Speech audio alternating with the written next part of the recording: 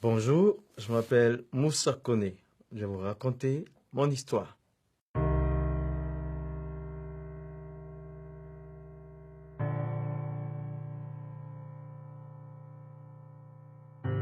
Mon père était un imam, mon grand-père était un imam, et moi j'ai été imam pendant 10 ans. Et j'étais l'assistant de mon père, qui était un missionnaire de l'islam.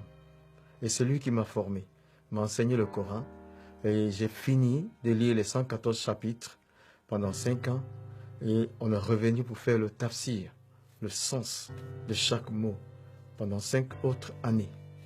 Et donc, mon père était pour moi un héros, je voulais lui ressembler, être un imam comme mon père, être un imam comme mon grand-père. Alors, il y avait cette question que j'ai posée à mon père. Pendant que nous lisons le Coran, si la mort intervient, est-ce que nous allons partir au paradis? Et là, sa réponse a été, on ne peut pas le savoir pendant que nous sommes vivants. Parce qu'il y aura des balances qui seront érigées au jour du jugement et ça va peser les œuvres de chaque personne. Et donc, à cela, j'ai commencé moi-même mes propres recherches. Alors, je commence par la 100e sourate dans le Coran. À partir du verset 3, il dit « Inna lisan li rabihe la kanudun, wa innahu ala zalika la shahidun, wa innahu li hubli khairi la shadidun. » C'est-à-dire, l'homme est ingrat envers son Seigneur et il est témoin de son ingratitude. Le Coran veut dire que tous sont pécheurs, tous les humains pêchent. Après la 101e sourate dit « Fa'amaman sakulati mawazinuhu fahuwa fi shati radiyati, wa amaman kafati mawazinuhu fa'umuhu khawiyati, wa ma adirika ma khiyaha nar khawiyati. » C'est-à-dire, si tes œuvres bonnes surpassent le péché, tu vas au paradis, mais si c'est l'inverse, tu vas en enfer. Alors je commençais à réfléchir. La 100e sourate me dit que je suis pécheur et la 101e sourate me dit que je dois avoir plus de bonnes actions que de péchés. J'avais 35 ans, je ne connaissais pas le nombre de mes actions, ni bonnes ni mauvaises. Logiquement, je ne pouvais pas savoir mon séjour dans l'au-delà, ce qui m'attristait beaucoup. Et dans mes recherches, j'ai aussi découvert la personne de Jésus dans le Coran. Je le découvre d'abord avec des titres. Dans la 4e sourate, verset 171, il y a 3 titres au moins. Il y a Al-Masih, le Messie. Il y a Ruhullah, l'Esprit de Dieu. Il y a Kalimatullah, la parole de Dieu. Je suis donc le Messie, la parole de Dieu, l'Esprit de Dieu. Ensuite, je découvre que Jésus n'a jamais péché. Il n'a pas péché dans le Coran. Mais par contre, j'ai découvert les péchés des autres prophètes.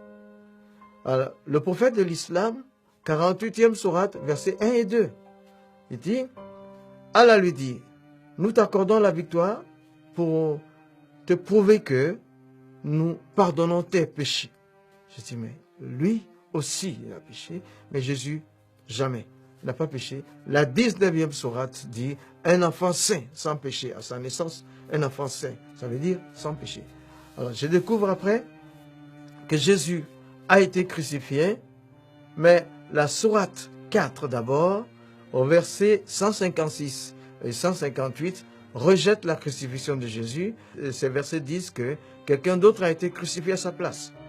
Mais par contre, la 3e sourate, le verset 55, un dialogue entre Allah et son prophète Jésus, dans le Coran, il dit, Izikal Allah, Allah dit, Ya Isa, toi Jésus, Inni mutawafika, je te fais mourir, wa rafiuka, et je te lève à moi. Inni mutawafika, je te fais mourir, wa rafiuka, je te lève à moi. Il dit, quand un mort est élevé, c'est qu'il est ressuscité. Les deux verbes, mourir et ressusciter et élever, sont collés par une conjonction. Ça veut dire Jésus est mort et ressuscité. Mais moi, je voulais savoir de quelle mort il est mort. Et je prends donc le verbe qui a été traduit en français, mourir, tawafa est le verbe là. Tawafa, la première interprétation donne mort violente. La crucifixion est une mort violente.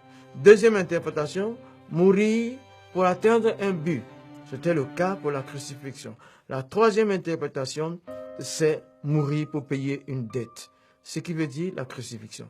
Donc j'ai compris que Jésus est mort par crucifixion et ressuscité. Maintenant, après tout ça, j'avais une décision à prendre. Alors, je suis allé donc dans ma cabine, sachant que je ne pouvais pas de moi-même, je ne voulais pas quitté l'islam, mais je n'étais pas sauvé dans l'islam, dans le Coran. Donc, j'ai vu Jésus qui est au-dessus des autres. En ce moment-là, je devais prendre une décision. Mais j'ai interrogé Dieu. Je dis, je suis le 14e imam, depuis la génération de mon père. Et là, je sens que je ne suis pas sauvé. Je ne peux pas continuer à prier comme musulman, mais je ne peux pas devenir chrétien aussi. Donc, comme tu es Dieu, décide ce que tu veux. C'est en ce moment-là que, dans ma cabine, j'avais éteint la lumière. Et pendant que je m'apprêtais à dormir, il y a eu une autre lumière qui s'est faite et une personne était présente avec moi dans le bateau. Et cette personne m'a juste dit, Moussa, tu as toutes les informations que tu veux. Prends ta propre décision. Et puis, il n'y avait plus de lumière, c'était les ténèbres. De nouveau, je l'ai cherché, je ne l'ai pas revu. Et donc, suite à tout ça, j'ai décidé de donner ma vie à Jésus. Parce que dans l'islam, selon le Coran, je n'étais pas sauvé.